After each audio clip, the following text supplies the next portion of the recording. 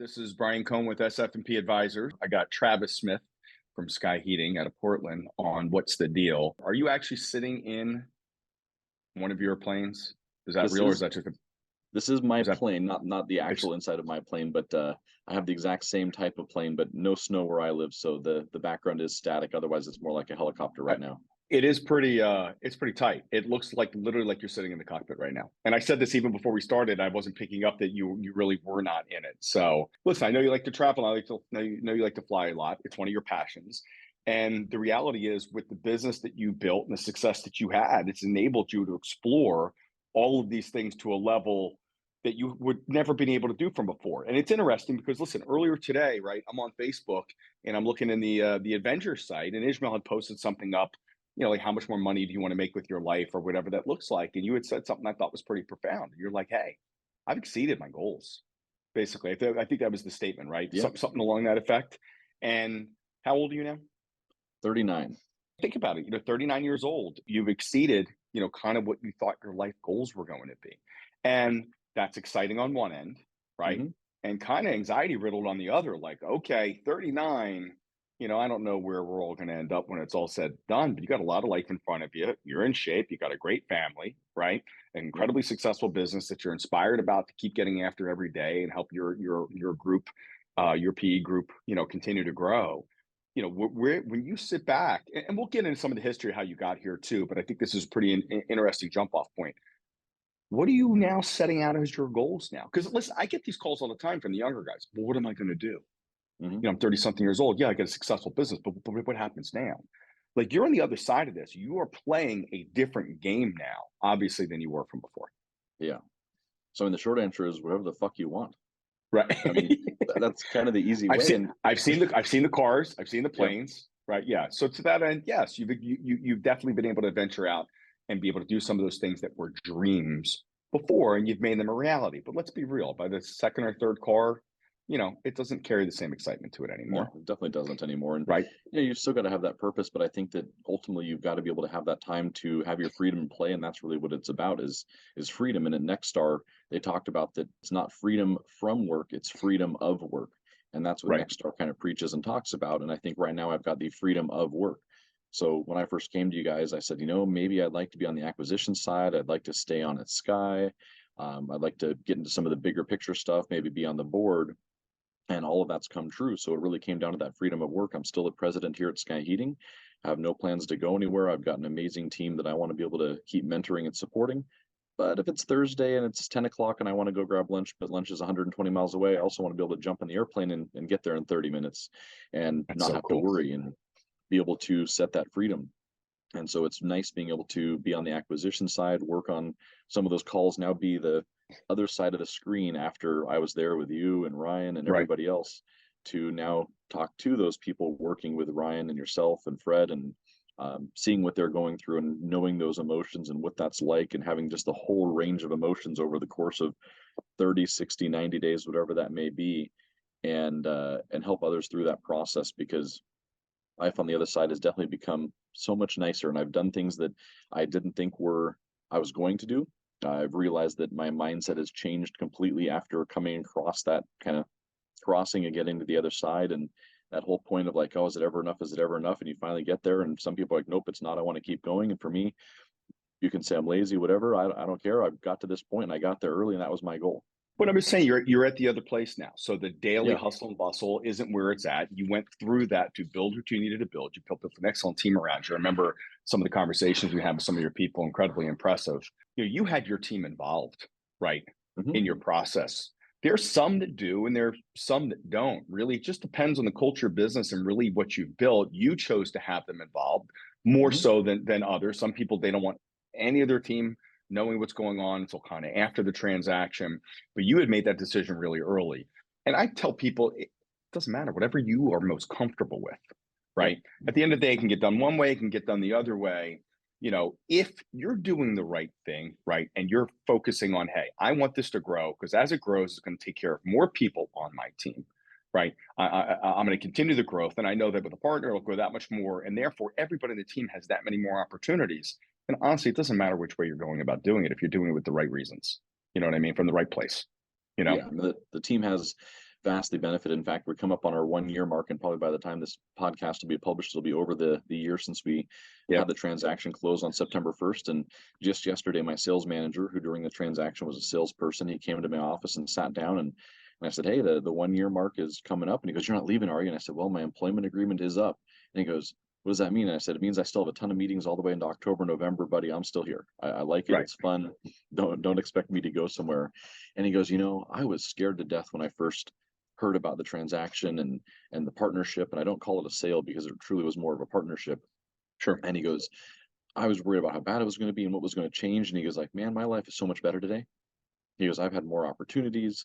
The stuff I get to do," he goes, "I get to spend more time with my wife and family because of the ways that I've been able to move up in the company." He goes, I couldn't have imagined. Plus, he now has profits interest ownership in the company, as do many other people. So they're sitting right there beside me with some ownership, and other people have equity in the company. And that's truly amazing. Whereas before it was just me, and all that weight was on my shoulders, but all that reward was also on mine. And it's nice to be able to share the reward too with so many different people and let them see that the fruits of the labor can affect their families for generations. And even before this call, I had somebody in my office that sat down, and she was able to start talking about how she wants to help her niece and nephew because they probably won't have some of the opportunities, and she wants to get them out of that cycle.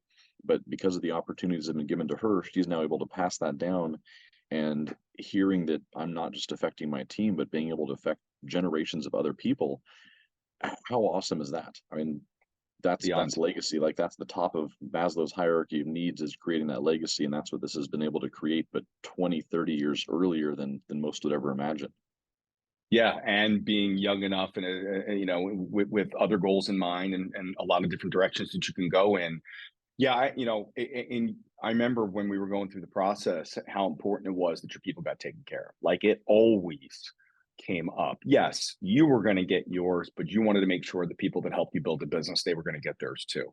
So Hmm. yeah, I can only imagine what a empowering feeling that's got to be, coming into the office, looking around and being like, they're looking at you differently too. You took care of your people. And again, Yeah. every owner does it differently. I've had calls and they love you while their checks are clearing, and if there's ever a hiccup, you're going to know who's on your team and who's not. Some people are going to run for the hills, and some people are going to ready to dig a foxhole and get right next to you and get through it. It's interesting just the way that it plays out, but you handled it incredibly well.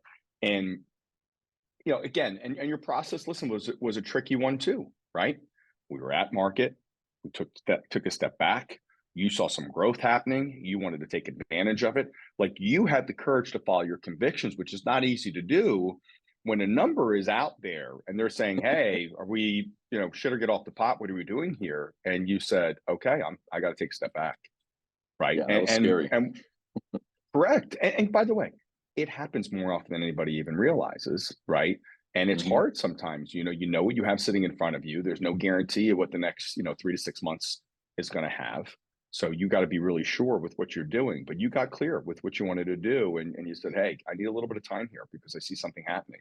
And you were really able to take advantage of something that was pretty incredible. I can only Yeah. imagine what was going on with you and your team when this was happening, right? Hmm. That's the blessing, the curse of having them involved, by the way. You know what I Right. mean? Yeah, definitely an individual decision for each person. With my team, they are, my right and left hand people. And I know that not every team is like that, even inside of our own equity group. The teams that I see, they're strong teams, but the way our team works was much more democratic roundtable than many other companies. And so it really comes down to how your company's set up, how long those people have been there, what they're doing for you, and what that end goal is. And I definitely don't say to do one way or the other, because it is so individual, kind of like you were just saying there, Brian. Yeah, yeah, and now, like you said, you're a year in. You've had some changes even within your equity group, if I'm not mistaken, Hmm. from the conversations we've had. You went from being a piece of this to a main component, of your group. You're now on the other side, like you said, having these deeper conversations with folks. You're up at a different level within your group. You want to expand on that? Yeah. So when I came on, I was just president of Sky Heating, and I said I'd like to get on the buy side. That's the side that entices me. We bought a company before we even went to market, and I'd bought three others that were all smaller ones prior to that, and brought them into the fold and said, "Okay, I'd like to do this, but at a larger scale. I just don't want to do it with my money. It's exciting, it's fun, and if I can, win for myself and win for my team, I see that as a great way to win for my team." And they said, "Well, maybe we'll see." And we talked about a board position. They said, well, you're more than welcome to come to the board meetings, but you won't have a board position. And through some leadership changes, they ended up kind of removing the president and CEO of the group. The equity partner saw the difficulties there, set up the group kind of one direction, and then went, this probably isn't the right direction, brought in some other people that really had that equity experience, stuff that I still don't know and I'm still working through. And at that point, they said, hey, we've got a board seat for you, brought me onto the board. And I said, one of the big things that we need is you want to be able to talk to another contractor. So often I would talk to just all the suits, and I mean, you see, I'm in a t-shirt and shorts today. Normally, I'm wearing my board shorts coming into the office because it's like we're going to wake surfing, we're going to go jump on the e-foil. We've got such a short summer. I want to be able to get in the water a little bit.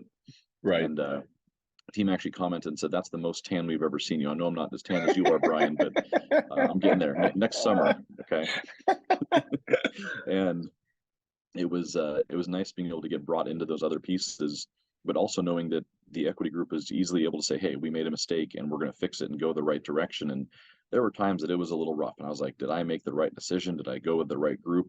And now looking back, seeing that they fixed it, changed it, it's been so much better, so much more fun coming in every day, so much better relationships with the group and being a part of that. But also I know that's a lot better for the team. And when we went into this group, it was a smaller one. It's not a multi-billion-dollar group that has everything set up. And that was also our goal. We didn't want to jump in somewhere where they said, all right, you do this, this, and this, and here's the 10 ways that we do things, and this is what you're going to do.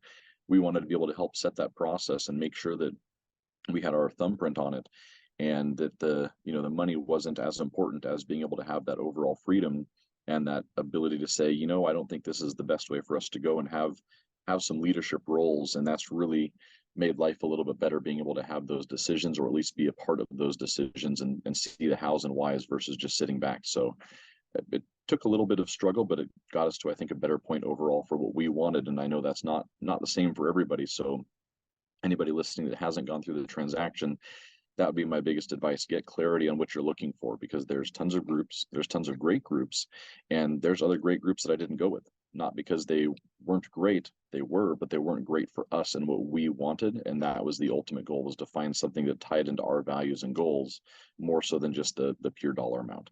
You get to a certain dollar amount, extra little bit isn't going to make you that much happier, but that freedom of life and quality of life will.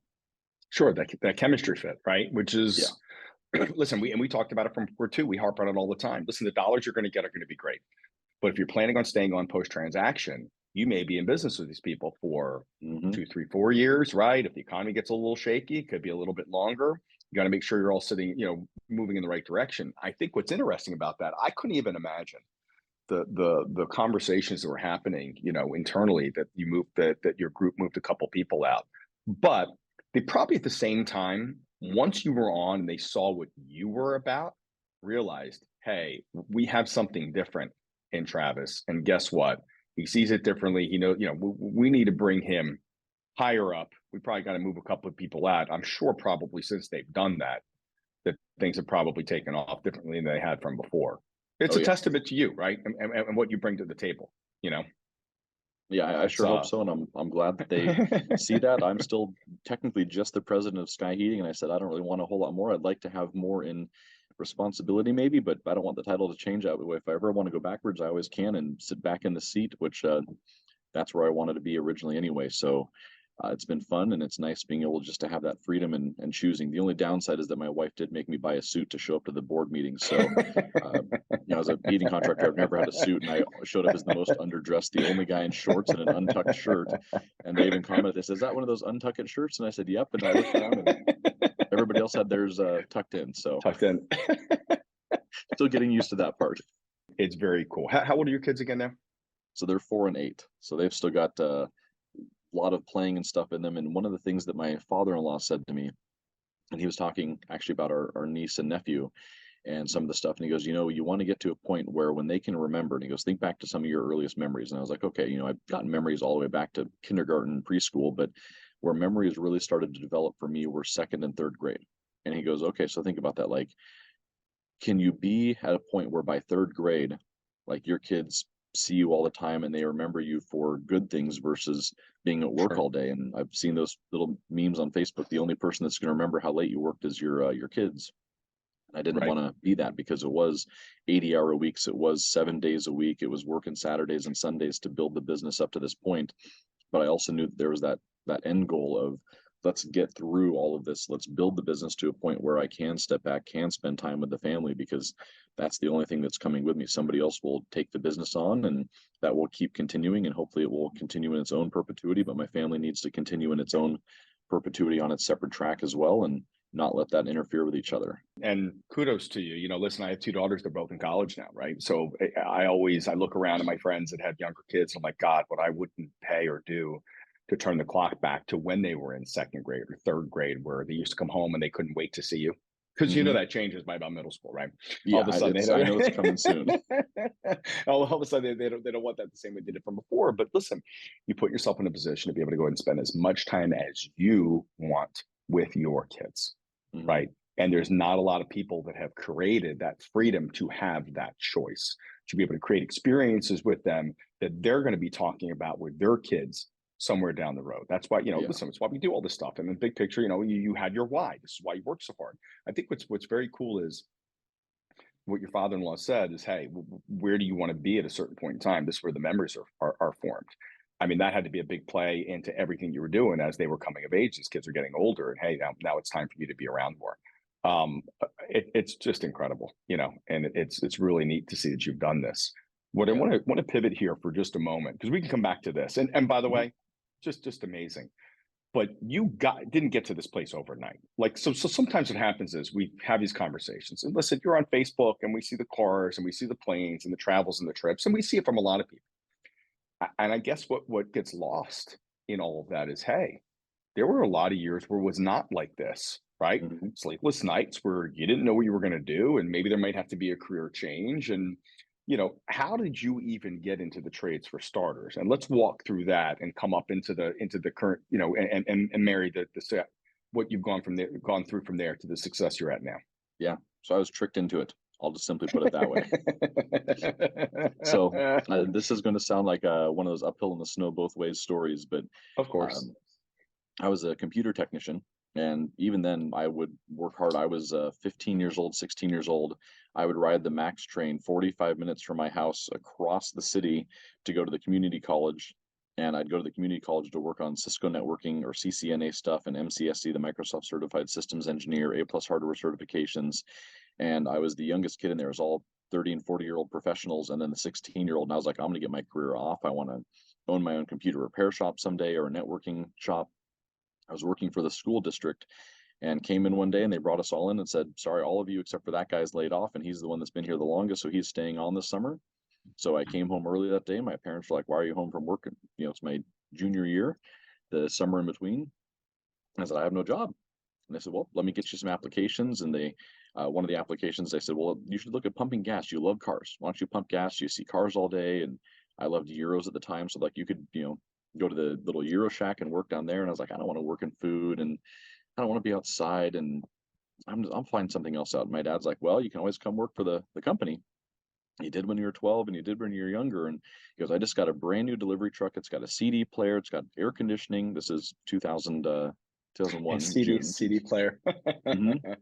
And I was like, I've got some money. I'm going to take a week off, and I'll come back and I'll let you know. I'll start looking for a job then. So a week later, I come back and said, Dad, I think I'll take you up on that. Why don't I come in and work at the company? So I showed up, I think it was the next Monday or so. And I come in, I said, all right, who am I working with? And Dad goes, oh, you're reporting to that manager over there. Why don't you go work with Bob? So I go to Bob, and he goes, all right, yep, here's the vehicle you're getting in. Who you're going with? Start loading up materials. Where's your lunch? And I said, what lunch? I've been delivery truck. Why do I need lunch? Oh, no, that job was filled last Monday. You took too long. You waited. Wait, what? Where's your sunscreen? Why would I need sunscreen except my left arm? I'm in a delivery truck. And it's like, once again, that delivery truck job is gone. So the first day was now, it's mid-June or so, and even early July. It's a 103-degree day, and I got sent out to do posts and beams in the middle of a clear-cut 600-home subdivision with 3 shade trees for the park they were going to build, like way, way, Oh way my away. God.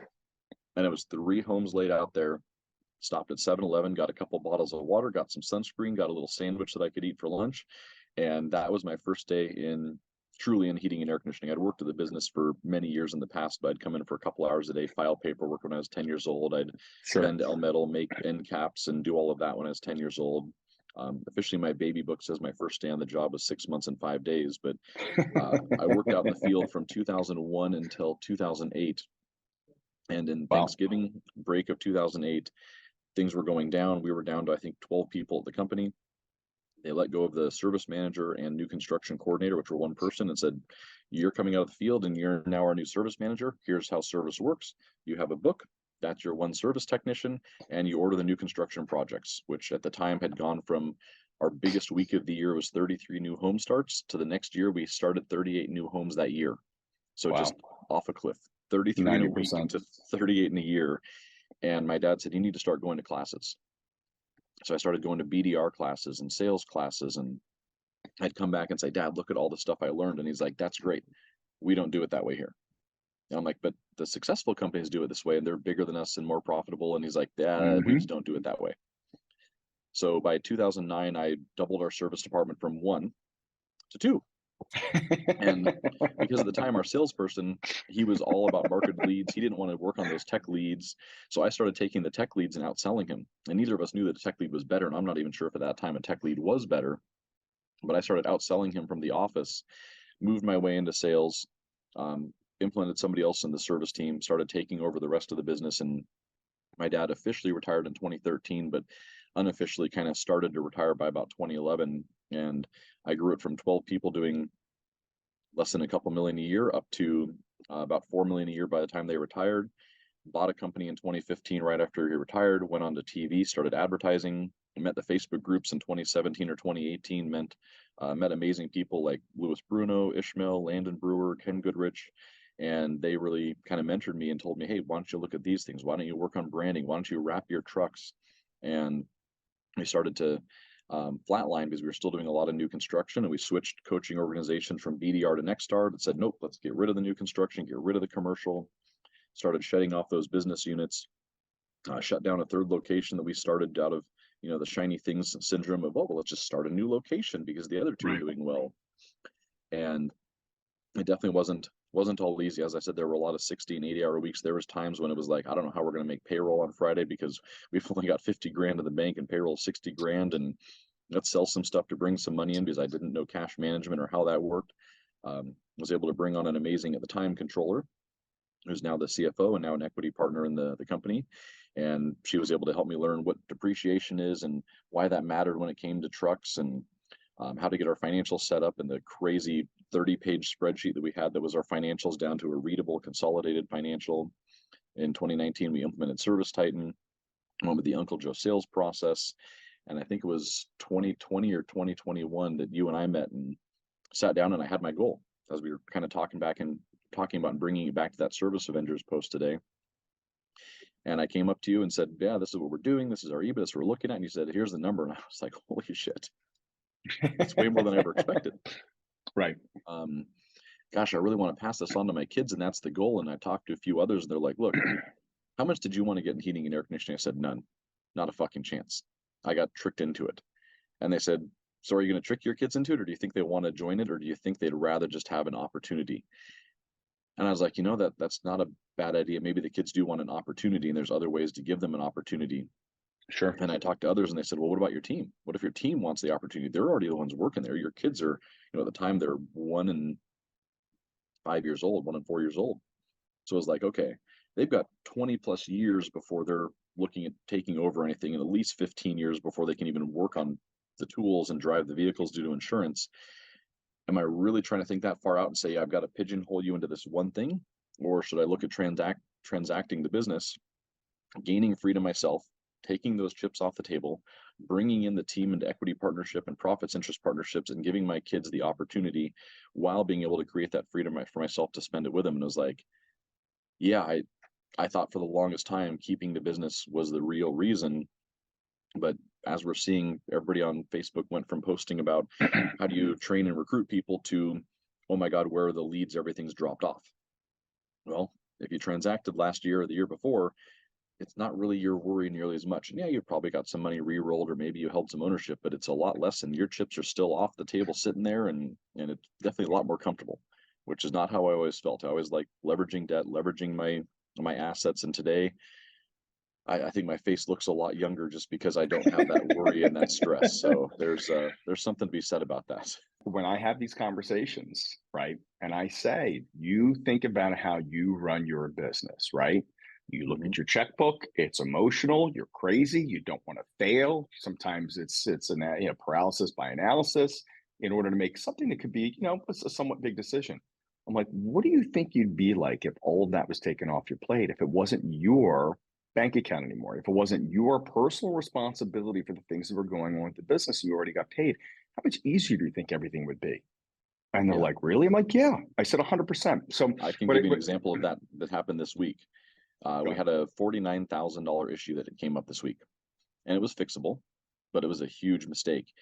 And outside my office, I heard them saying something about Travis being red, and I was like, "Oh yeah, I got sunburned over the weekend. I was out on the boat. I didn't put sunscreen on." And they later told me, "No, no, no. We thought you were red because of how mad you were, but wow, you really kept your cool.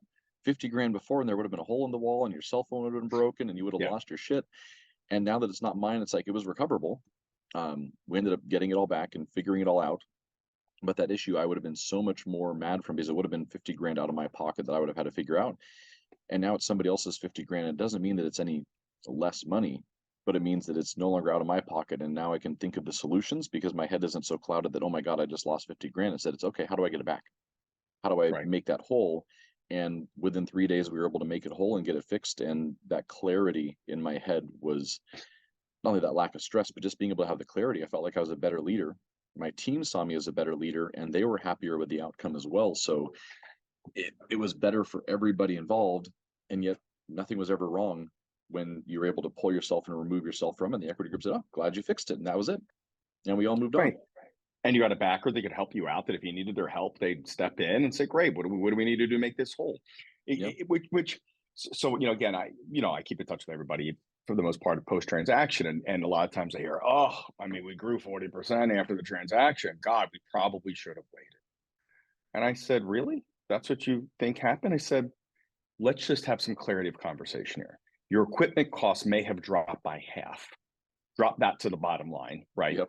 You're able to get staff because you've got a private, Yep. partner. They could go find you people. So they added a couple more crews. They've Yep. tightened up on your marketing, and the Yep. decisions you're making now are not with your checkbook. Thus, the Yep. pressure is taken off. I said, you were really doing all that on before you had put your deal together. I said, let's just be real. No, no, like the you know, equipment pricing is better. The KPIs are different. The reporting is different.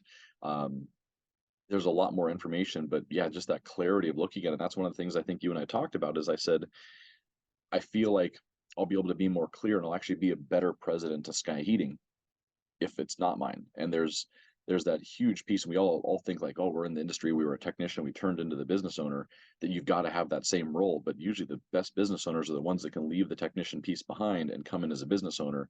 Now I can leave the business owner behind and come in as a president.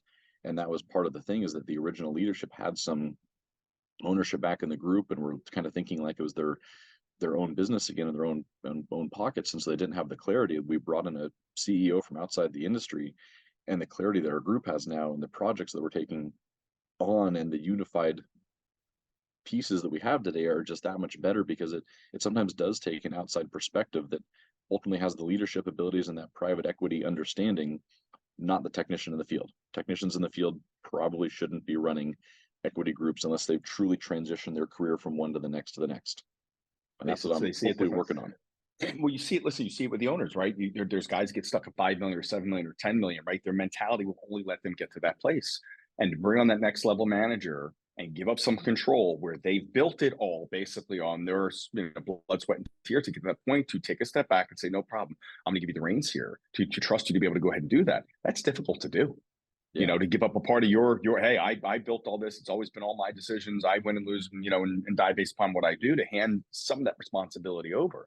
The ones that are kick ass the most hand as much that responsibility off as possible, and then they sit back and watch what gets implemented, and then Mm-hmm. tweak right along with that management person, right? They hold their hand to Yep. help them out. Then there's that trust that's built. Then hey, that manager can handle their stuff. and they don't need me here. The more situations you have like that, you're not working on, you're working on your business, not in your business anymore, right? You have a freedom. Just listen, and we, the best businesses itself for the most have that management in place, right? Where the owner Yeah. can be there or doesn't have to be there. And one of the questions I always ask, and you and I asked you this from before too when we started, how long can you be away from your business? And the business continues to move in the direction that you had planned it out to move in, right? All the goals were continuing being hit. And I, when I do seminars or speaking or webinars, and I ask that question, is it 1 week? Is it 2 weeks? Is it a month? Is it 6 months? What's it look like? I had a conversation with a gentleman once who said, I haven't been in my business 3 months and it keeps kicking ass. He said, I was the pinch point. It takes a pretty aware person to be able to own that, right? I Yeah. built it to a certain point. I'm also the reason why it wasn't going to go any more from there. And that, yeah, there's a lot to that. So oftentimes these owners that are smaller in this, and I say smaller, 5 million is not a small business, by the way, but I'm just saying, for the sake of this conversation, 5 million, 7 million, 10 million. Yes, you're the reason why it got there. You may also be the reason why it's not going to get any further. And you keep talking about team, right? The quicker you were able to bring the right team in place, the quicker you were able to trust them in their decision making, right? And it doesn't happen overnight, by the way, but as you built these pieces on, right, and you were able to remove yourself one step and a further step and a further step, you're probably one of the most even-keeled people that I've ever met. And I say that with a compliment. And this is an emotional roller coaster ride. The seasonality and all the crazy that goes on, I've never seen you anything other than the conversation we're having right now. That's because that always happened after the phone was hung up. But you know what I mean? Why But when is you this? got your, when you have the right team around you that has your back, that's also pulling Mhm. for you, that they're working on solutions too, it's not always on you 24/7. That's a pretty good feeling. Yeah. And another thing you had said, right? You were in a sense raised in the business, right? Mhm. And the fact that you were the balls to say, "Hey, we're doing it one way. The most successful people are doing it another way," and the conviction to go ahead and follow that. Listen, that's a character trait of yours. You've done this a number of times, and every time you've trusted what your decisions were, right? They seem to have worked out very well for you.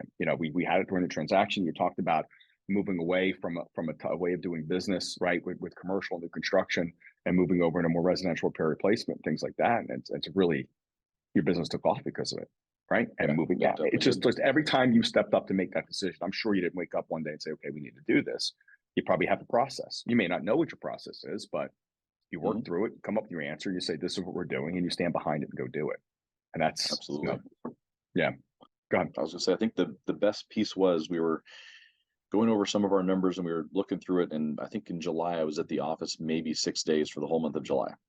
And I was not there a whole lot in June, and we had a stellar couple of months. And the equity group said, "Where were you at the end of June?" I said, "Oh, I was in Hawaii." And they said, "When do you want to go back?"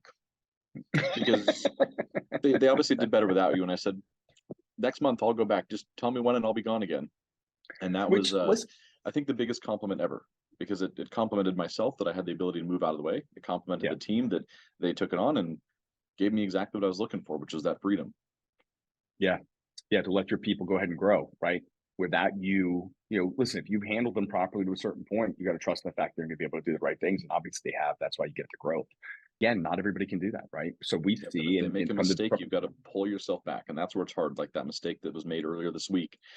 It was very clearly communicated. Somebody made a huge mistake, even though it was communicated and in writing. And we had to sit back and go, okay, let's retrain them, let's refocus. And that's a mistake they'll never make again. well, that term fail forward fast, right? Yeah. Yep. There's, That took me the longest time to learn. If you can learn anything from this podcast, I think that would be it. Fail forward fast, because I was so afraid of failure. I hated admitting failure. And once I learned to enjoy the failure and enjoy the process, so long as we move forward from it, it changed my life, and it changed the business, I'd say too. yeah, agreed. You have to make the mistake. How do you learn from it? And once you learn from it, say, great, I don't have to make that mistake again. It's when you don't learn from it, somebody softens it up or sugarcoats it and doesn't make you feel the pain of the mistake, Yep. right? Because they handled it for you. Then you go ahead and repeat it. What you had said, when you take a look at what you built, right? I think one of the things that we see, and the internet, unfortunately, with all the Facebook and everything we're part of, everybody's a bazillionaire, or they wanted to be a bazillionaire yesterday, and how quickly can we get there? This is not a sprint. It's a marathon, right? A Hmm. piece gets moved. It may not bear fruit tomorrow. It'll bear fruit somewhere down the road. You got to be patient. You got to let it play out its, play itself out and see where it's going to wind up going. You had been involved, so correct me if I'm wrong, 2012, 13, and started moving it out from there. I mean, you had been working on putting this together before your transaction for almost 10 years. Yeah, and it took me 10 years in the field of learning the field side to then To transition get into the back over business in 2000. Yeah, it's 2008 that I moved into the office, and we transacted September of 21. So it was 14 years in the office building up the business, and that's with a base. Now, could I do it faster again today? I hope so, and I think so. But faster Sure. on 14 years doesn't mean 1 to 2 years. It's still at a minimum, after going through it, after learning all those things, probably 5 to 7 years to get anywhere back to that point and to build that team. Because finding those right people, it took me multiple times to find the right accounting person, multiple times to find people to put into these different roles. Now, next time, hopefully I can do it in 1 or 2 tries versus 3 to 5 tries by Right. knowing which qualities I'm looking for and knowing what I now know.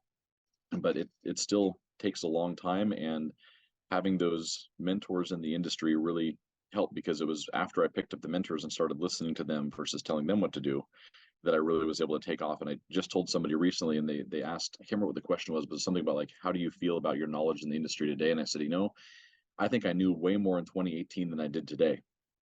Because in 2018, I thought I knew it all and I was the hottest shit out there. And 2023, I realized there's so much more to learn. And there's so many levels to this, and I'm at a certain level and I've got so much more to figure out, that you've got to take a step back and realize that you don't know it all. You don't have all the answers. And I still think I have a few of them, but they're probably wrong. So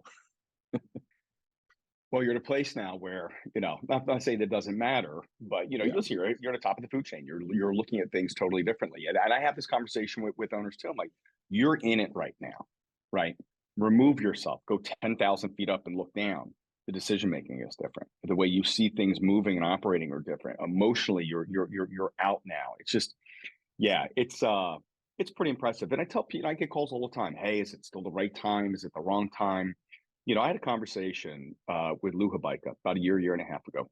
We actually did a presentation and we taped it up. And Lou said, let me show you what it costs you not to do a deal, right? Think about what you make. Think about what you pull out of your business. You're getting a chunk, right? You could do a whole lot of things with. Think about the risk. If you continue to hold on to your business, right, there's a risk to it. To go ahead and hope that your kids want to come into it another 10 years down the road. So you keep moving at this.